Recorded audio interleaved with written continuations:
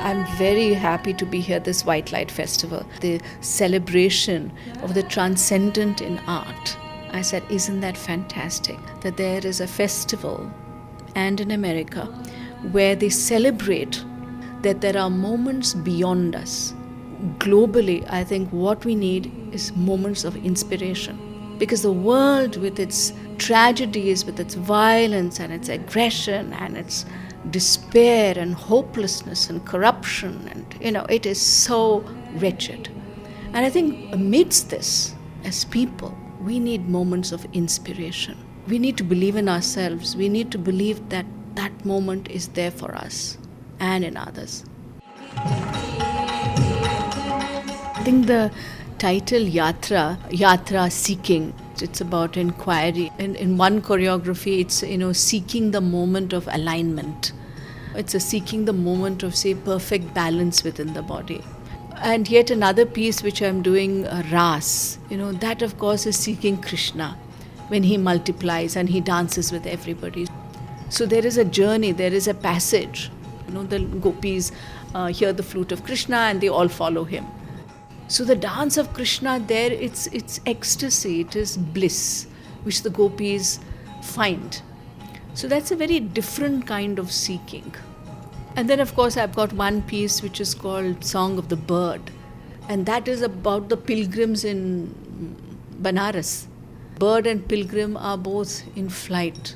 And as they move towards the greater perspective, it's about how things are left behind because perspectives are changing. And the last piece, which I've called Laya, is really about the journey into the temple. This was inspired by the Kandariya Mahadev temples, Khajuraho, because I visited, I've danced there. You're looking at the temples when you stand outside and you see all the sculpture. You see, the amorous couples, you see kings going to war, you see elephants, you see, there's so much of activity of the world.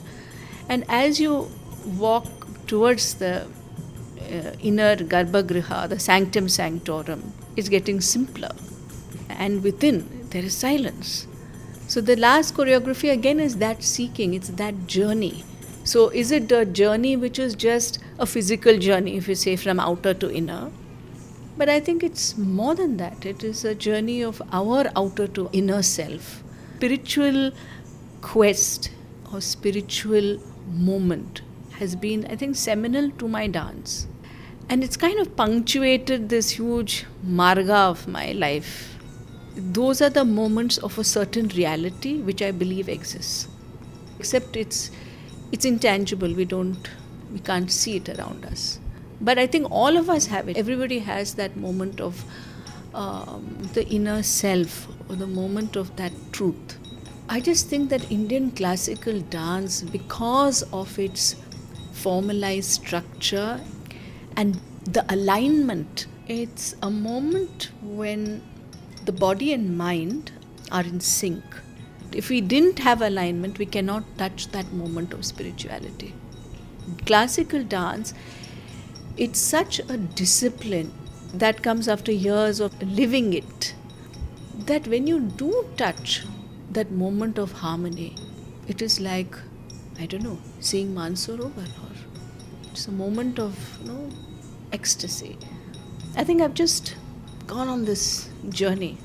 And once you see that moment and you feel that moment, you'd be foolish to turn back. I come and I dance to experience, which I want to share with my audience. I think that's what I want to do with dance, my art. Recently I had my dance anniversary, and where did I go? I went and danced in Chidambaram. I danced to, give dance as offering. And that's one of the rare temples where the image right inside the sanctum sanctorum is Nataraja. It is the dancing god. It's not the Shivalinga which you normally see in other temples. I went completely anonymous.